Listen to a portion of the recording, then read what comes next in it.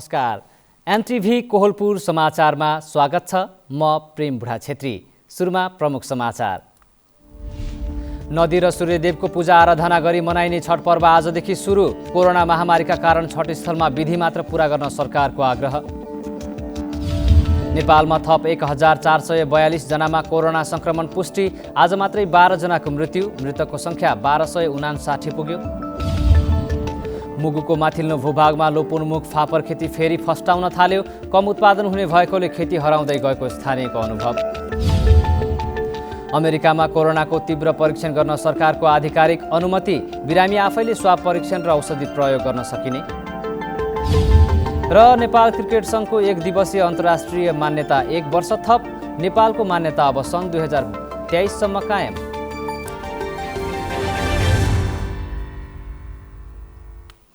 समाचार अब विस्तारमा। तराईमा मनाइने छठ पर्व आजदेखि सुरु भएको छ। तराईका विभिन्न जिल्लाका घर नजिकैको कुण्ड र पोखरीहरू सरसफाई गरिएको छ। छठ घाट निर्माण तथा सरसफाई कार्यमा स्थानीय सामाजिक सङ्घ-संस्था र पूजा व्यवस्थापन समितिहरू जुटेका छन्। यद्यपि यसपालि कोभिड-19 सङ्क्रमणको सन्तासले धेरैजसो व्रतालुले घर आँगनमै व्रतविधि सम्पन्न गर्ने तयारी गरेका छन्। मानव जीवनका लागि अत्यावश्यक नदी र सूर्यदेवको श्रद्धा भक्तिपूर्वक पूजा आराधना गरी मनाइने छठ पर्व आजदेखि सुरु भएको छ। कार्तिक शुक्ल चतुर्थीदेखि सप्तमीसम्म 4 दिन मनाइने सूर्यदेवको आराधना, उपासना र पूजाको पर्व आज स्नान गरी चोखो खाएर बसिन्छ। कार्तिक शुक्ल चतुर्थीका दिन आज बिहान व्रतालुले स्नान गरेसँगै यो पर्वको विधि सुरु भएको छ। छठ पर्व नसकिएसम्म व्रतालुले माछा, मासु, लसुन, कोदो, फापर, मसुरो आदि नखाने विधि छ। सूर्य उपासनाको पर्व भएकाले पहाडी समुदाय पनि यसप्रति आकर्षित भएका छन्। मनोकांक्षा पूरा हुने विश्वासमा विशेष गरी महिलाले छठमा कठोर व्रत गर्दछन्।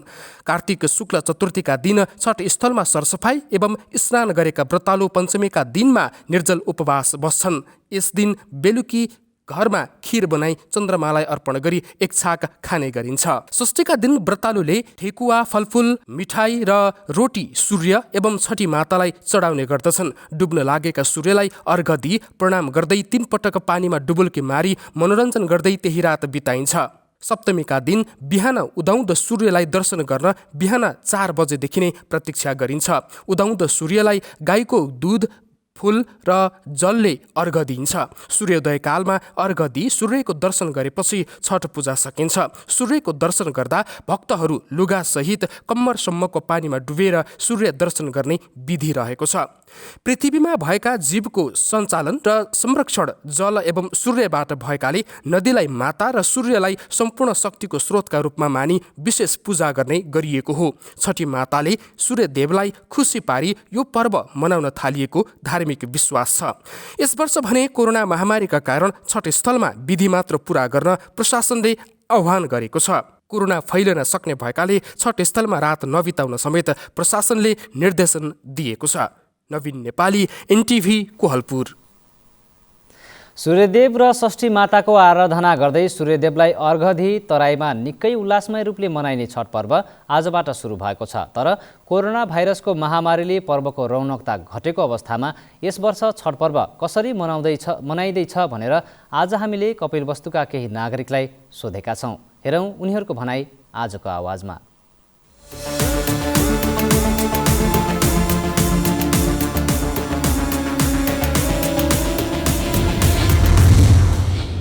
हामीले छठ पर्व व्यवस्थापन समितिले चाहिँ नगरवासीमा र श्रद्धालुहरूमा आग्रह गरेका छौँ र सबैले पनि मनन गर्नुभएको छ कि जति सक्दो हुन्छ भने उहाँले पाएक पर्ने आफ्नो जलाशयमा उहाँहरूले मनाउन हामीले आग्रह गरेका छौँ, जसबाट भौतिक दूरी कायम गर्न सकियोस्। र यो जुन 2टा कपिलवस्तु नगरपालिका क्षेत्रमा 2 ठाउँमा भइरहेको थियो, रामघाट र जमुवार खोलामा, यसमा पनि हामीले अलि छठ घाट चाहिँ धेरै विस्तार गरेका छौँ, जसबाट भौतिक दूरी कायम गर्न सकियोस् र हेर्ने श्रद्धालुहरूलाई पनि हामीले उहाँलाई पनि आफ्नो पाएक पर्ने ठाउँहरूमा जान आग्रह गरेका छौँ। 2077 सालको छठ पर्वको सबैमा धेरै धेरै शुभकामना छ। यसपालि अब यस्तै भयो भाइरसको कारणले हामी धेरै धर्मसँग त मनाउन पाइँदैन होइन। सुरक्षित साथ नै आफ्नो उसमा मनाउने हो। अब धेरै जसो ठाउँमा त आफ्नै छतहरूमा खाल्डो जस्तो बनाएर होइन त्यस्तो पनि गर्ने गरेका छन् र हामी पनि अब त्यही अनुसार अलिक सुरक्षित साथ चाहिँ मनाउने हो यसपालि। ये छठ पर्व जो है हम लोगन के मधेसी के खास करके जो है पूरब क्षेत्र में बड़ी जो है मनावा जाता है धूमधाम के साथ। और यह बार जो है क्या कहता है आपका कोरोना वायरस के चलते जो है उतना ज़्यादा भीड़ भाड़ के साथ में नहीं मनाया जाए, कारण जो है आपके संक्रमण के जो है ज़्यादा शंका ज़्यादा डर है। ये लेके जो है संक्रमण के मद्देनजर करत सावधानी पूर्वक जैसे कि मान लिया जाए मास्क के प्रयोग करे है। इसके बाद और तरह से जो है सुरक्षित हो के जो है जाए कहीं ज़्यादा भीड़ भाड़ न हुए और सुरक्षित तरीका से मनावा जाए कह के जो है हम के सोच छठ ऐसे हो जैसे होत रहा वैसे हो। नहीं मने मानी है तो ठीक है, नहीं मानी है तो अपन जौन मन हो तन करी है मने के। कहीं पुलिस प्रशासन रही तबे तो ओकरे करी ना हर वहाँ, नहीं तो वस्तु नहीं के मिली। सबके बहुत डर है काहे कि रामघाट में बहुत फैलल जगह है, वहीं जावा जाए यहाँ नहीं करा जाए काहे कि बीमारी कोरोना वायरस है। वही के डर के नाते लोग दूरी दूरी बैठे के नाते रामघाट में करा जाते। ये त्योहार बहुत वो है छोड़े लायक नहीं है, करे के परवे करत है। बहुत नियम निष्ठा से त्योहार होता है। यो वर्ष यो कोरोना महामारीले गर्दा हामीहरू छठ पर्व मनाउनलाई अलि दुःखद प्रब्लम भएछ। तैपनि हामीहरू भिडभाड नगरिकन राम्रैसँग मनाऊँ, आफू पनि बचाउँ अरूले पनि बचाऊँ। कि कोरोना वायरस है नाते भीड़ भाड़ नहीं हुई और एकांत में कहीं जाके ये व्रत करा जाए। जब हर साल करा जाता है तो सो भी करा जाए, लेकिन एकांत में भीड़ भाड़ नहीं हुई।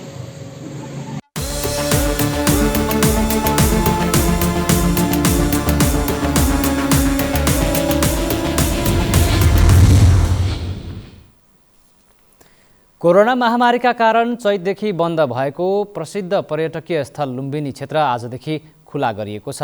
सरकारले गत शुक्रबार पर्यटकीय स्थलहरू खुला गर्ने निर्णय गरेसँगै स्वास्थ्य सुरक्षा मापदण्ड अपनाएर बुद्ध जन्मस्थल लुम्बिनी पनि खुला गरिएको लुम्बिनी विकास कोषका सदस्य सचिव सानुराजा साक्कीले जानकारी दिनुभयो।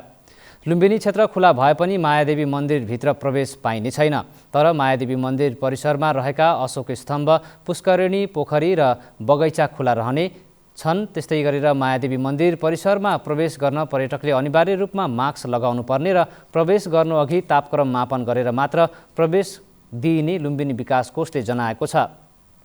लुम्बिनीका अरू बिहार र मन्दिरहरूमा घुमघामका लागि पनि स्वास्थ्य सुरक्षा मापदण्डको पालना गर्नुपर्नेछ।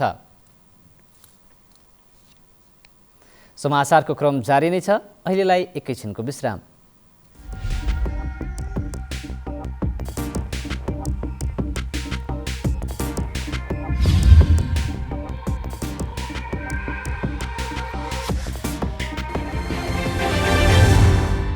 लामो समयसम्म हामी बन्दाबन्दी वा चाहिँ निषेधाज्ञा लागू गरेर चाहिँ सङ्क्रमण दरलाई नियन्त्रण गर्ने बाटोमा अगाडि बढ्न सक्ने अवस्था रहँदैन। आवश्यकता अनुसार हामी एरिया बन्दी गरेर चाहिँ ट्रेसिङको काम अगाडि बढाउनेछौँ। अन्यथा हामी आर्थिक क्रियाकलाप सँगसँगै महामारी विरुद्धको लडाइँ अगाडि बढाउनु पर्नेछ।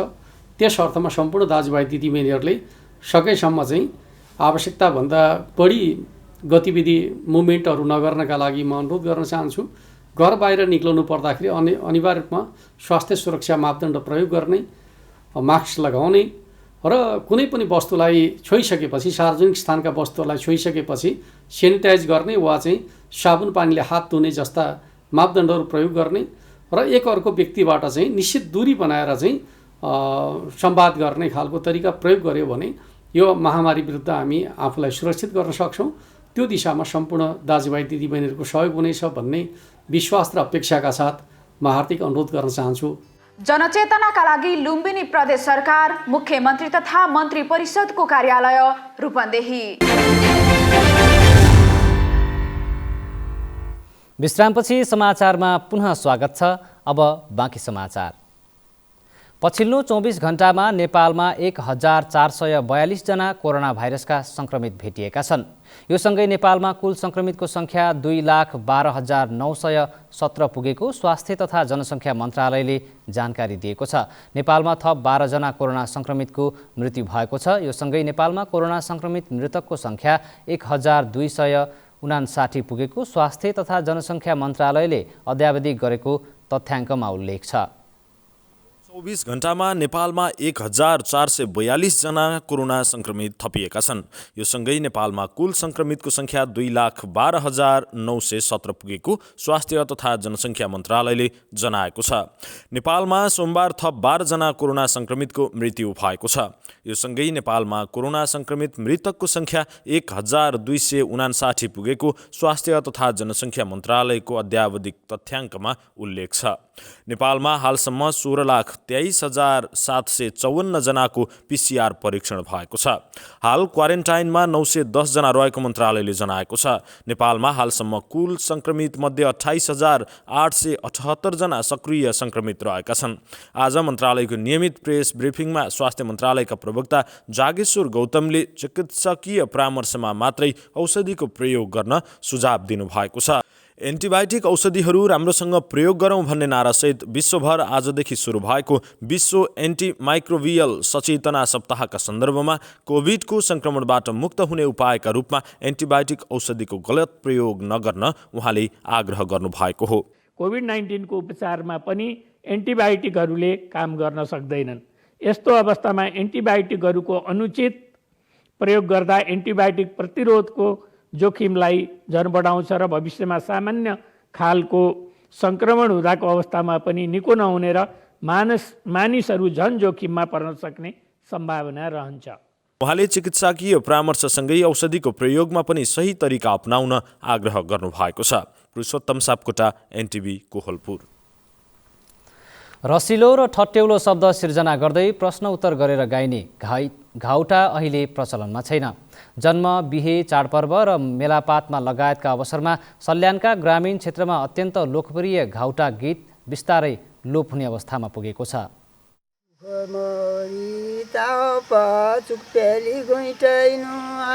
तपाईले सुन्नुभयो, यो घाउटा गीत हो। सल्यानका ग्रामीण क्षेत्रमा निकै लोकप्रिय रहेको यो गीत दोहोरो सवाल जवाब हुने गर्दछ। यसलाई लयबद्ध रूपमा प्रस्तुत गर्ने गरिन्छ।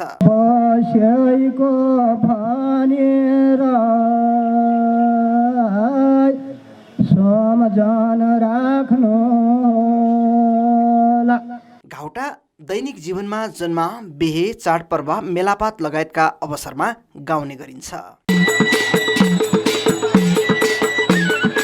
दोहोरो र एकहोरो गाउन सकिने घाउटा अहिले पनि सिङ्गारू, टपा र ठाडी भाकाको रूपमा गाउने चलन रहेको छ। अहिलेको नयाँ पुस्तामा मौलिक संस्कृति हस्तान्तरण हुन सकेको छैन। यो एउटा त पुरानो पुस्ता र नयाँ पुस्ता बीचको संवादहीनता देखिन्छ यहाँनिर। मूल कुरा एउटा आधुनिक प्रविधि जब आयो नि, आधुनिक प्रविधिले विश्वलाई एउटा गाउँ बनायो, तर पुरानो पुस्ता र नयाँ पुस्ता बीचको संस्कृति एकअर्कामा प्रसारण हुन सकेन। यो हुन नसक्नुको एउटा कारण के हो त भन्नाले नयाँले रुचि नराख्नु, पुरानो नसिकाउनु पनि हो। हामी कहाँ एउटा के छ भने बुढा मरे भाका सरे भन्ने छ नि। बुढा त मरे तर भाका चाहिँ सरेनन् क्या। नयाँ पुस्ताले जो पुराना भाकाहरू हुन्, ठारी भाका हुन्, त्यसपछि गएर सिङ्गार हुन्, त्यो सिक्न चाहनै राखेनन् कि। अनि अर्को कुरा के हो भन्नुहुन्छ भने गीत सङ्गीतमा नयाँ नयाँ बाजागाजाहरू पनि आए, नयाँ नयाँ रौनकता आयो। सल्यानका स्थानीय सरकारले मौलिक संस्कृति संरक्षणका लागि स्थानीय लोक संस्कृति सम्मेलन आयोजना गर्ने गरेका छन्। यसपटक भने दार्मा गाउँपालिकाले साहित्यकार हिरालाल केसीले सङ्कलन गरेको दर्माली घाउटा नामक पुस्तक नै प्रकाशन गरेको छ। पुस्तकभित्र यहाँ आसपास क्षेत्रमा जनजिब्रोमा रहेका घाउटा, बिहे गीत, झारी, गरन्ठा लगायतका लोक संस्कृतिलाई पुस्तकमा समेटिएको छ। स्थानीय मौलिक लोक संस्कृति जगाउन स्थानीय सरकारले थप कार्यक्रम ल्याउन आवश्यक छ। प्रत्येक इच्छुक शर्मा, नेपाल टेलिभिजनका लागि कर्णाली प्रदेश, सल्यान। मुगुको करिब 1500 मिटर माथिका विभिन्न भूभागमा फल्ने लोपोन्मुख फापर पछिल्लो समय कृषकहरूको रोजाइमा पर्न थालेको छ। क्यान्सर, मधुमेह लगायत स्वास्थ्य समस्या भएकाहरूका लागि उपयोगी मानिने फापरको उत्पादनबाट आय आर्जनमा समेत वृद्धि हुन थालेपछि मुगुमा फापर खेती पुनः फस्टाउन थालेको हो। मुगु जिल्लाको करिब 1500 मिटरदेखि माथिका विभिन्न भूभागहरूमा फल्ने लोपन्मुख फापर बाली पछिल्लो समय फेरि लगाउने क्रम सुरु हुन थालेको छ। गुलियो र तितो फापर नामले चिनिने दुई थरी फापर भए पनि तितो फापर नै बढी लगाउने गरेको पाइन्छ। मानव स्वास्थ्यका लागि अत्यन्तै लाभकारी फापरमा भिटामिन, मिनरल, प्रोटिन, एन्टिअक्सिडेन्ट, पोलिफेनोल लगायत 24 भन्दा बढी खनिज तत्त्व पाइने विभिन्न खाद्य सम्बन्धी लेखहरूमा उल्लेख गरिएको छ। करिब 1 दशक यता आयातित चामल सहजै पाउन थालेपछि फापर जस्तै यहाँका रैथाने बालीहरू चिनो, कागुनु समेत लोप हुने अवस्थामा पुगेको देखिन्छ। औषधीय गुणयुक्त रैथाने फापर बाली लगाउन सजिलो भए पनि कम उत्पादन र नमिठो हुने भएकाले यसको खेती बिस्तारै हराउँदै गएको स्थानीयको अनुभव छ। अहिले मैल छैन, परो छैन, अल्छी लागेर गर्दैन। फापर खानलाई उनीहरूलाई धेरै सजिलो हुँदो रहेछ, हामी त्यो थाहा पाएन। फापर कलिलो छँदा साग र फलेपछि यसको पिठोमा चिनी मह जस्ता गुलियो वस्तु मिसाएर लगर, ढेसु लगायतका विभिन्न परिकार बनाएर खाइने गरिन्छ। केही वर्ष यता स्थानीयले रैथाने बालीको महत्त्व बुझ्नु र रारा लगायत मुगुका अन्य पर्यटकीय क्षेत्र भ्रमण गर्न आउने पर्यटकलाई यहाँका अर्ग्यानिक खानाले थप आकर्षण बढाउने भएकाले लोपन्मुख फापर बालीको पुनः खेती सुरु गरिएको स्थानीयको कथन छ। रारा पर्यटक आउने भएको हुनाले अहिले यसको फापरको रोटी, ढेसु त्यो अर्ग्यानिक खाना खोज्ने भएको हुनाले अहिले हामीले फेरि फापरको खेती सुरु गरेका छौँ।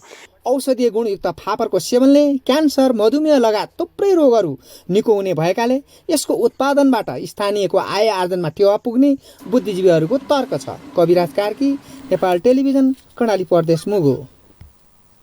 सरकारले कोभिड-19 संक्रमणको जोखिम नभएका अथवा कम भएका स्थानीय तहमा विद्यालय सञ्चालन गर्न पाउने गरी विद्यालय सञ्चालन सम्बन्धी कार्यढाँचा 2077 जारी गरेको छ। शिक्षा, विज्ञान तथा प्रविधि मन्त्रालयले कार्यविधि तयार गरी विद्यालय सञ्चालन गर्ने निर्णय सम्बन्धित स्थानीय तहलाई दिने गरी कार्यढाँचा सार्वजनिक गरेको हो। स्थानीय तहले विद्यालयहरूलाई विभिन्न विधिमा सञ्चालन गर्न सक्ने र जोखिम बढेमा त्यसको अवस्था हेरेर विद्यालय बन्द गर्ने कुरालाई कार्यढाँचाले व्यवस्थित गरेको छ। कार्यढाँचाले विद्यालयको जोखिम नभएका स्थानहरूमा जोखिम कम हुँदै गएका स्थानहरूमा स्थितिको आकलन समीक्षा गरेर स्थानीय तहले विद्यालयहरूलाई विभिन्न मोडालिटीमा सञ्चालन गर्न सक्ने र जोखिम बढेमा त्यसको अवस्था हेरी विद्यालय बन्द गर्ने यी दुईवटै कुरालाई व्यवस्थित गरेको छ। विद्यालय सञ्चालन सम्बन्धी कार्यढाँचाको अधीनमा रहेर निर्णय गर्ने अधिकार स्थानीय तहलाई नै हुनेछ। एकपटक विद्यालय खोलेपछि फेरि बन्द गर्नुपर्ने अवस्था भए के कस्तो प्रक्रिया अपनाउनु पर्ला भन्ने सम्बन्धमा पनि कार्यढाँचाले स्पष्ट गरेको छ। अबदेखि जोखिम मूल्याङ्कन गरी स्थानीय सरकारले विद्यालय सञ्चालन गर्न दिने पाउने भएका छन्। विद्यालय सञ्चालन गर्दा जनस्वास्थ्य एवं सुरक्षा सम्बन्धी मापदण्डहरू भने पूर्ण रूपमा पालना गर्नुपर्नेछ। त्यसको अनुगमन स्थानीय सरकार आफैले गर्न सक्नेछ। समाचारको क्रम जारी नै छ, एकैछिनको विश्राम।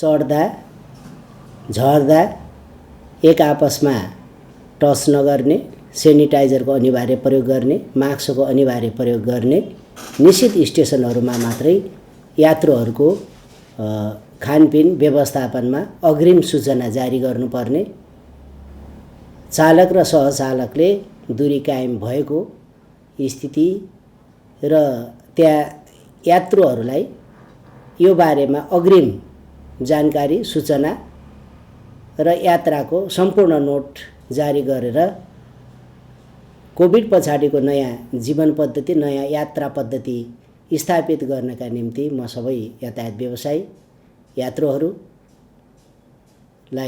विशेष अनुरोध गर्न चाहन्छु। जनचेतनाका लागि लुम्बिनी प्रदेश सरकार, आन्तरिक मामिला तथा कानुन मन्त्रालय, रूपन्देही।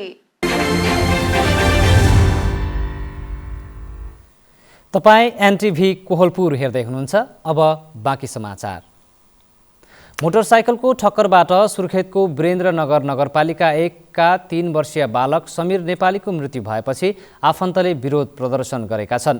उनीहरूले टायर बालेर कर्णाली राजमार्ग बन्द गराएका हुन्। मोटरसाइकलको ठक्करबाट बालकको मृत्यु भएपछि मृतकका आफन्तले आज सिद्धार्थ होटल चोकमा टायर बालेर विरोध जनाएका हुन्।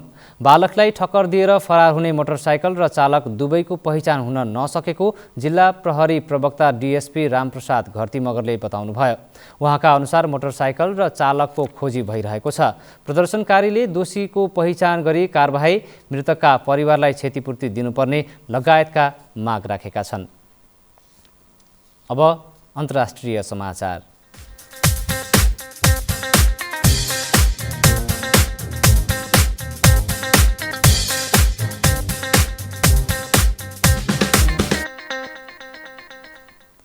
अमेरिकामा कोरोना भाइरसको तीव्र परीक्षणका लागि सरकारको आधिकारिक निकायले अनुमति दिएको छ। आपतकालीन अवस्थामा मात्रै प्रयोग गर्न सकिने गरी मङ्गलबार पहिलो पटक यस्तो अनुमति प्रदान गरिएको हो। घरमा समेत प्रयोग गर्न मिल्ने यस विधिले 30 मिनेटमै कुनै व्यक्तिमा कोरोना संक्रमण भएको छ वा छैन भन्ने नतिजा देखाउने जनाइएको छ। अमेरिकाको नियामक निकायको रूपमा रहेको खाद्य तथा औषधि सम्बन्धी कार्यालयले यसलाई कोरोना भाइरस नियन्त्रणका लागि एउटा महत्त्वपूर्ण कदमको रूपमा लिएको छ। अहिले प्रारम्भिक चरणमा यो विधिलाई सीमित ठाउँमा र सीमित अवस्थामा मात्रै प्रयोग गर्न दिने अधिकारीहरूले जनाएका छन्। प्रयोगका लागि अनुमति दिएका औषधि क्यालिफोर्नियाको औषधि उत्पादक कम्पनी लुकिरा हेल्थले उत्पादन गरेको हो। बिरामी आफैले नाकबाट स्वाब परीक्षण गर्न मिल्ने र औषधि प्रयोग गर्न सक्ने पनि कम्पनीका अधिकारीहरूले जानकारी दिएका छन्। अब आर्थिक समाचार।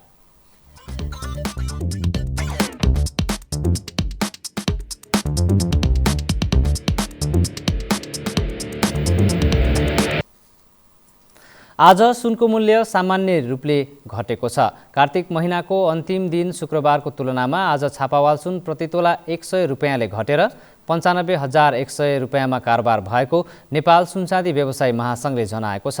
त्यस्तै तेजापी सुन पनि बुधबार 100 रुपैयाँले नै घटेर 94,600 रुपैयाँमा कारोबार भइरहेको छ। बुधबार चाँदीको मूल्य भने 10 रुपैयाँले बढेको छ। चाँदी प्रतितोला 10 रुपैयाँले बढेर 1,230 रुपैयाँमा कारोबार भइरहेको महासङ्घले जनाएको छ।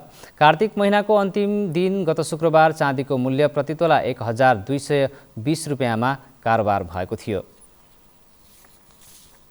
अब खेलकुद समाचार।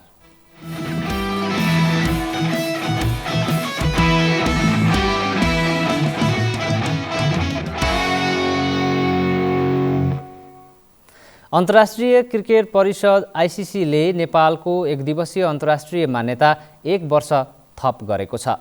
कोरोना भाइरसको महामारीको कारण आइसिसीले 4 वर्षको एक दिवसीय मान्यतालाई 1 वर्ष थप गरेको हो। नेपाल क्रिकेट सङ्घ क्यानको पहिलो वार्षिक साधारण सभामा बोल्दै अध्यक्ष चतुर बहादुर चन्दले नेपालको एक दिवसीय मान्यता 1 वर्ष थप भएको जानकारी दिनुभयो।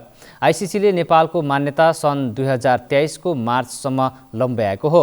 नेपालले सन् 2018 मा एक दिवसीय अन्तर्राष्ट्रिय मान्यता पाएको थियो। जिम्बाब्वेमा भएको एक दिवसीय विश्वकप छनौटबाट नेपालले उत्कृष्ट 4 एसोसिएट राष्ट्रको रूपमा एक दिवसीय अन्तर्राष्ट्रिय मान्यता पाएको थियो। नेपालले हालसम्म 10 वटा एक दिवसीय अन्तर्राष्ट्रिय खेल खेलेको छ, जसमा 5 वटामा जित र 5 वटा हार बेहोरेको छ।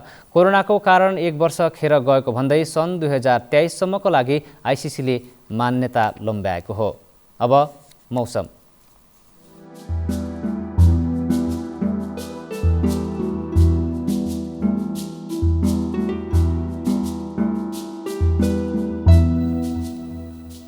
आज देशका पूर्वी पहाडी क्षेत्रसँगै सुदूरपश्चिम प्रदेशको भूभागमा मौसम आंशिक बदली रह्यो भने बाँकी भूभागमा मौसम सामान्यतया सफा रह्यो। मौसम पूर्वानुमान महाशाखाका अनुसार आज राति पनि पूर्वी क्षेत्रका केही प्रदेश लगायतका पहाडी भूभागमा आंशिक बदली रही बाँकी भूभागमा मौसम सामान्यतया सफा रहनेछ। अब मौसम सम्बन्धी थप विवरण।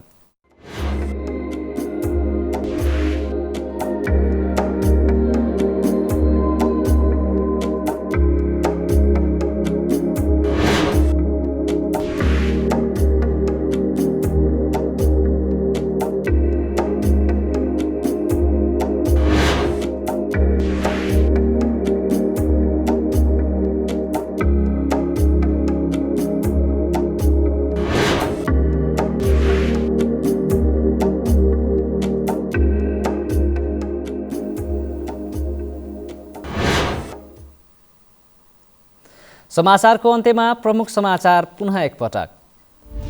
नदी र सूर्यदेवको पूजा आराधना गरी मनाइने छठ पर्व आजदेखि सुरु। कोरोना महामारीका कारण छठ स्थलमा विधि मात्र पूरा गर्न सरकारको आग्रह। नेपालमा थप 1442 जनामा कोरोना संक्रमण पुष्टि। आज मात्रै 12 जनाको मृत्यु। मृतकको संख्या 1259 पुग्यो। मुगुको माथिल्लो भूभागमा लोपोन्मुख फापर खेती फस्टाउन थाल्यो। कम उत्पादन हुने भएकोले खेती हराउँदै गएको स्थानीयको अनुभव। अमेरिकामा कोरोनाको तीव्र परीक्षण गर्न सरकारको आधिकारिक अनुमति। बिरामी आफैले स्वाब परीक्षण र औषधि प्रयोग गर्न सकिने। र नेपाल क्रिकेट सङ्घको 1 दिवसीय अन्तर्राष्ट्रिय मान्यता 1 वर्ष थप। नेपालको मान्यता अब सन् 2023 सम्म कायम।